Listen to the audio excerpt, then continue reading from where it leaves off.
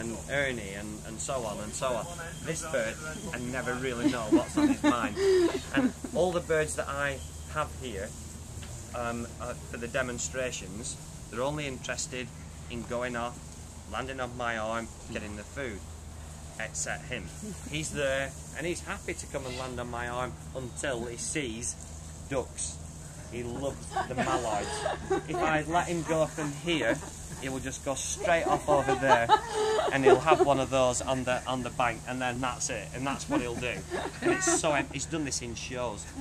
Normally mallards, the ducks that are out there now, they nest on the ground normally. Right. But here, because there's that many foxes and badgers and there's mink in the river and so on, they've actually learned to nest in trees, and other ducks like mergansers nest in trees, but these mallards have learned, not all of them, but probably 3/4 of them, they find a hollow in a tree, and that's where they've got their eggs. Well, Ebore, only once this season, I'd seen him, he was in his tree in the arena, and I was about to pull him down, and I just saw him bobbing his head like this.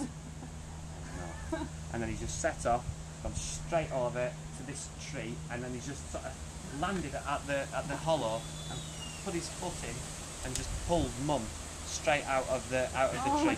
Landed on the floor. Right. Oh, just going everywhere. So embarrassing.